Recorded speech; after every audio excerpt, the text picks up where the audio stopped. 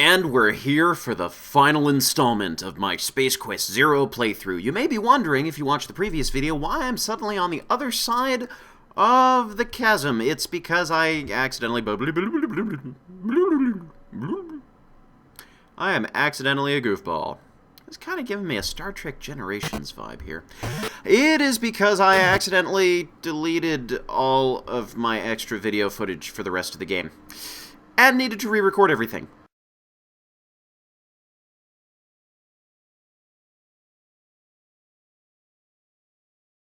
Yeah, so I loaded up the closest save game to that point, which was just after swinging with the rope and the grappling hook across the chasm. So deal with it. So we have a kind of interesting room.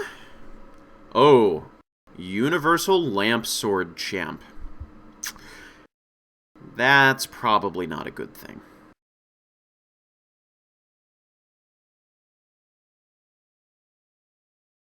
I like that. It quietly awaits its usefulness.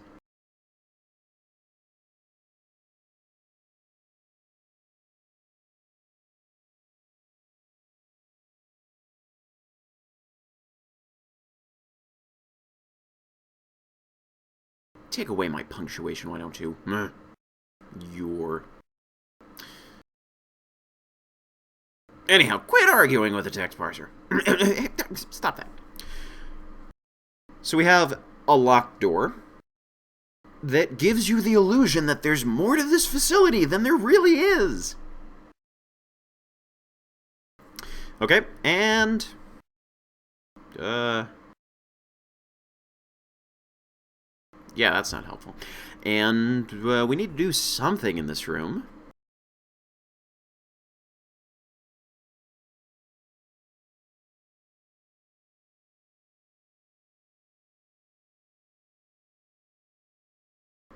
I think they're hinting at where we should be going next. It's unfortunate. There's not really anything to do in here. You think you should be able to sabotage the jump, sabotage the generator, or push the statue around, or do something, but it doesn't look like there's much of anything to that room. And there's way too much of everything to this room. My least favorite screen of the entire game. And it's not that I mind climbing puzzles, and it's not that I mind going around flipping all of the switches to shut off the electricity so that I can climb up the top of the screen, which is not really clearly marked as an exit.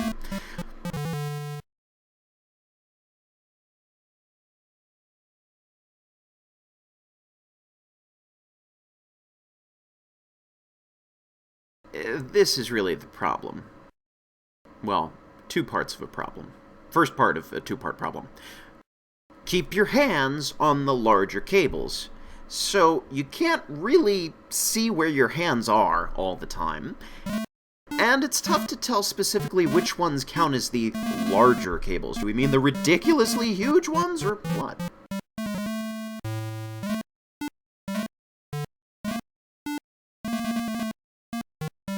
Oh good, and we'll probably get electrocuted if we run into them.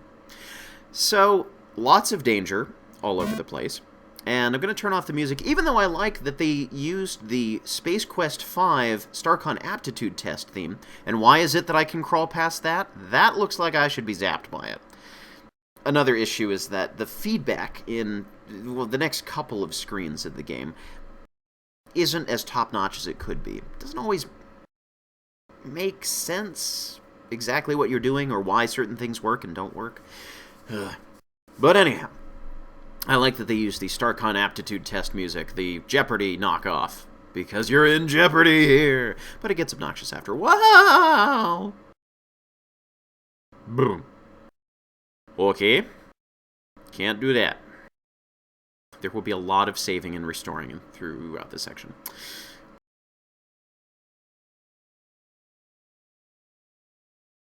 Okay.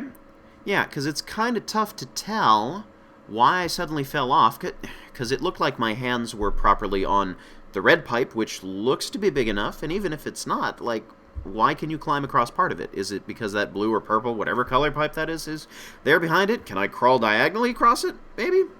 Can I push the button from this far? So many questions. So I'm not a big fan of this section. I feel like it could have been tweaked here and there. But we do it anyhow. Because there has to be at least one maze of some sort. Kick the button with your foot. You can do it, Roger. We'll do this one instead. Yeah! I have electricity-proof boots. I don't have slip guard boots, though.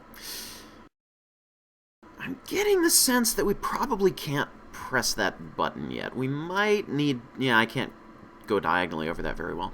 We might need to press the button up top.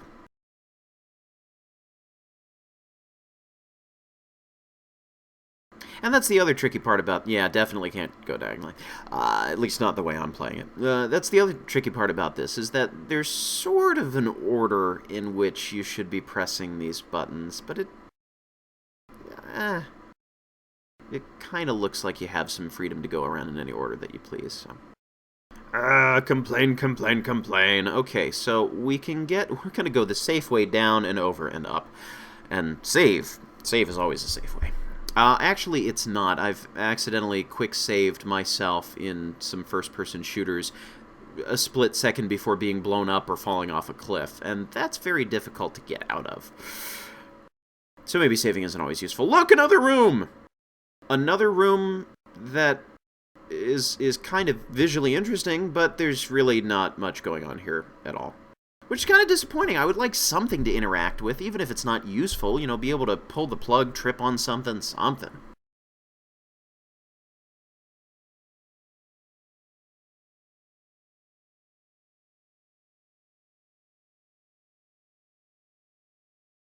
That's a lot of life insurance salesmen!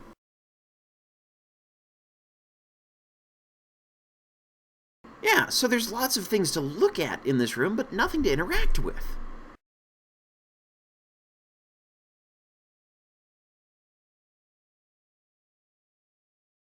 What am I taking? Bagels. Open door? Another locked door that hints at a larger facility than what actually exists. Well, maybe I will apply my own brand of interacting with the environment. Just wait for it.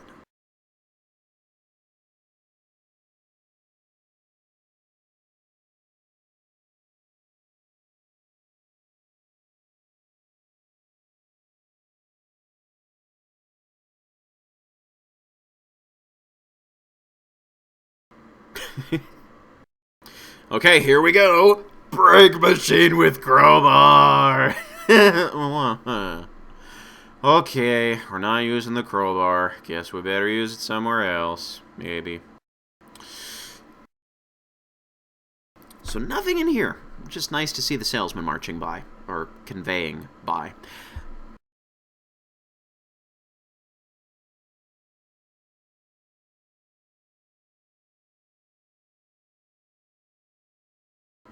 Okay, so we have a generator up above, which powers the force field.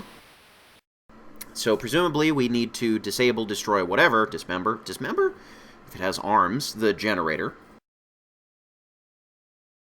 And the plants are providing a hint. Something about the wind blowing. Zip! So the wind blowing. Now, I am a veteran of Star Wars Jedi Knight, in which there are big shafts where you jump in and there's fans blowing and you get lifted upwards. So I'm thinking, jump when the wind is blowing, carry myself upward, and then on the next screen I'll be able to disable the generator. Especially when I keep saying jump and it says you need to get closer. Closer to what? Is there a specific spot from which I can jump? Give me feedback that works, or I'll just fall off the edge. So it's not responding to me with the kind of response that it should be saying, which is, no, you can't jump here. So, after some thought, maybe if I can't jump up there, there's something smaller that the wind will carry up there. Got my towel. It's an item combination puzzle. Plug it into the brandy bottle.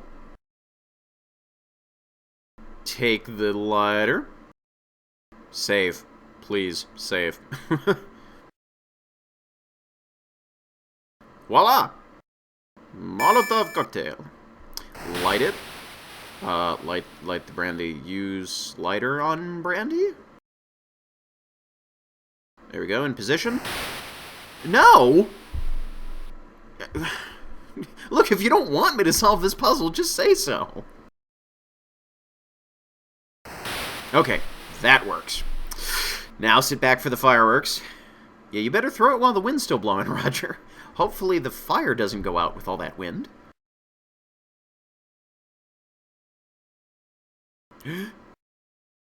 Bang! Alright, force field down. Ha-ha! Oh, you wouldn't, would you? Okay, save. And now, on to the... And now, on to the final thing that I'm looking at in this room.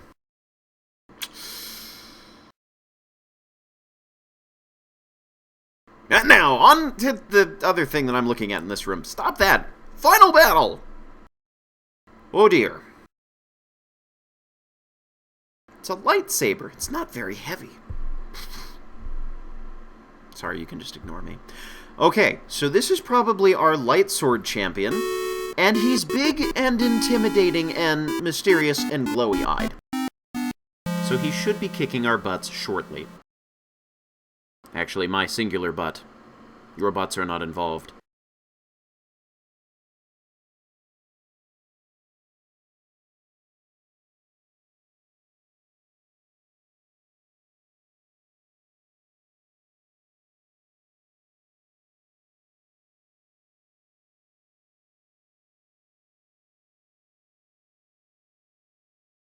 Uh-oh, so did we just learn that there are more cloning facilities that are just never referenced again?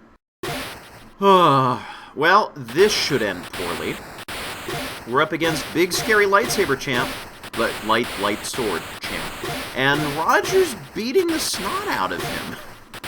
I guess he never learned how to defend against swing up, swing down tactics, because I'm very good at those.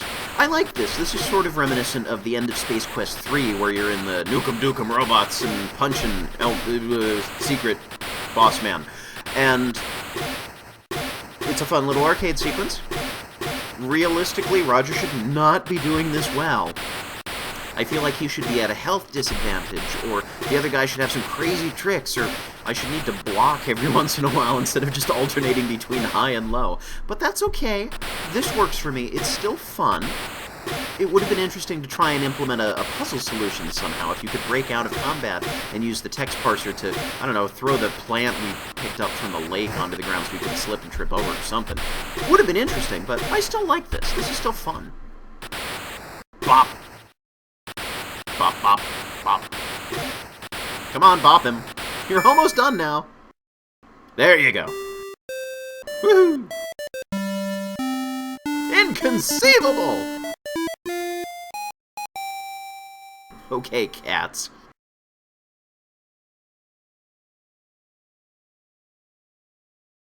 No, not insurance salesman. Haha, well, that put a little stop to your operation. But, I'm not interested in going outside. Let's go back into the facility. I'm sure there's some stuff I missed. There's like, never mind. So, I like that you can still search the room and look around and take the body that's totally right by my feet. Okay. I like that you can still look at the room before you are forced into a cutscene and automatically marched out the door. None of that.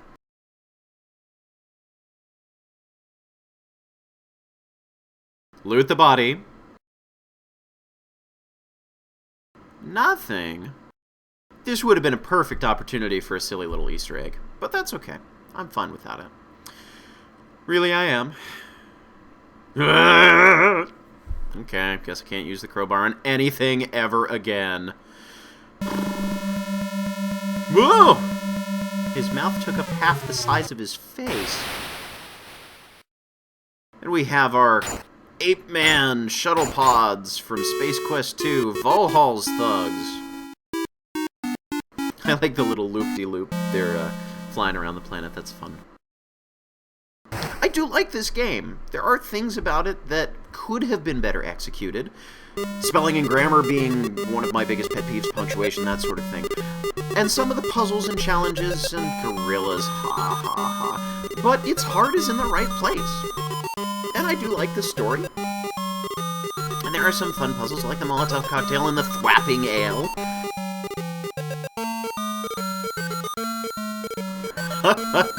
I like that laughing animation. After much effort.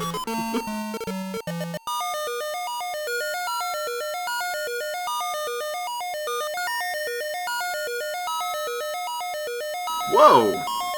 It's like a transformer or something.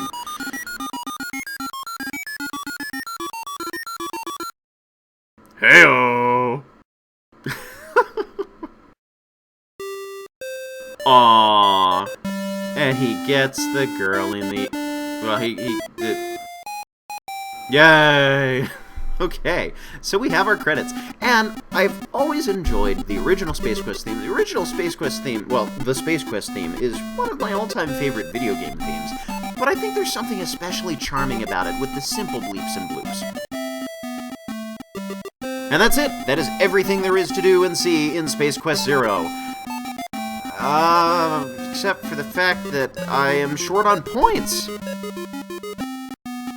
Changing the color does not gain me any points, but it's fun. There's probably some other colors. We'll have to see what else we got. Whoa!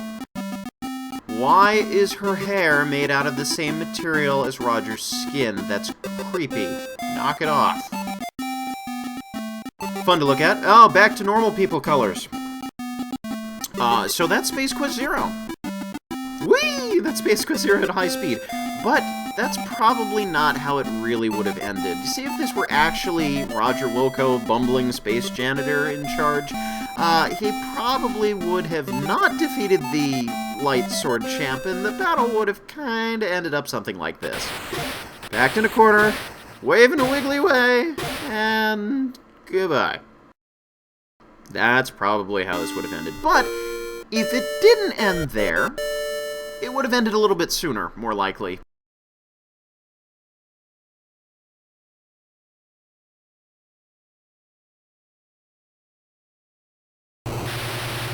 Ooh, gruesome. So, not so good. But if it didn't end that way, it would have ended earlier had Roger have done this. Well, wait on a second, but had Roger have done this.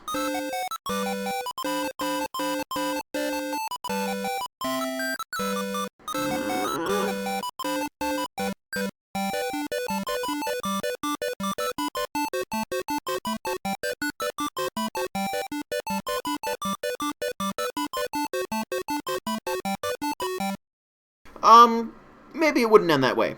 Maybe Roger would have tried to kiss the girl. Kiss the girl. You can't be serious, but you get a point for trying. Okay, so a couple of other things that I didn't get a chance to show you, i.e. I completely forgot about them. For example, the ring that I found in the Nappy Meal at Monolith Burger kinda looks familiar.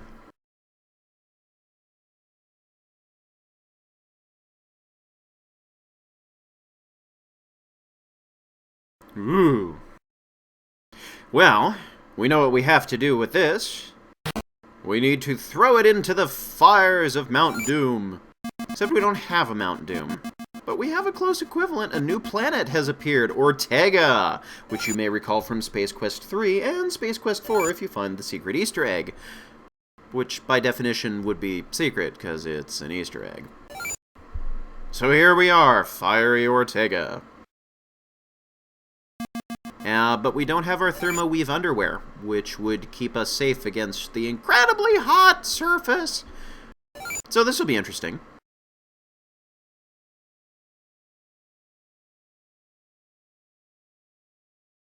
That is to say, you'll melt. But that'll be fun, right? We'll see what happens. And we're going to start typing throw ring so that we can very quickly chuck the ring into the fires and lava and stuff. And then get out of here really quickly. That rock kind of looks like a spaceship. Okay. Yay! And now we get off the planet. Go ahead and beam yourself up, Roger. Oh, I'll celebrate first, that's fine. Now, ooh. Now, okay, look at the rock, that's fine. Then beam yourself up, Roger.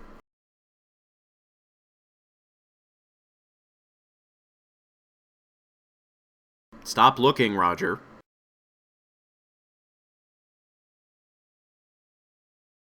This is all very interesting. Stop looking and beam out. Get off this rock. You can look at the volcanoes from your spaceship, where you will not be melting.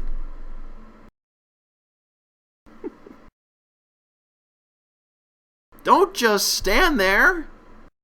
Oh, Roger. Goodbye, Roger. It's the end.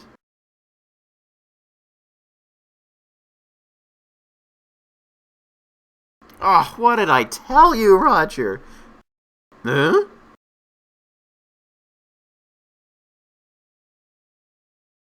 Well, hey, how about that? We got beamed out just in the nick of time. How does that have to do with our current situation?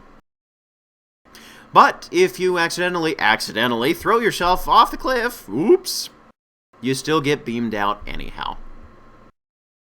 So maybe Roger won't be melting today.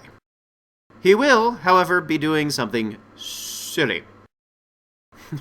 Get the board while you're standing over it. Have a Looney Tunes moment here.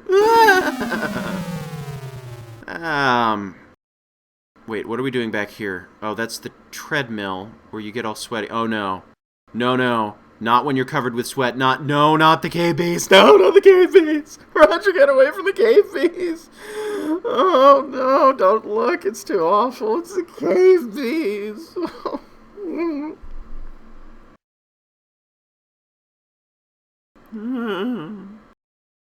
Well, that's officially it. That's the end of Space Quest Zero. Thanks for watching. No more bees. Bees.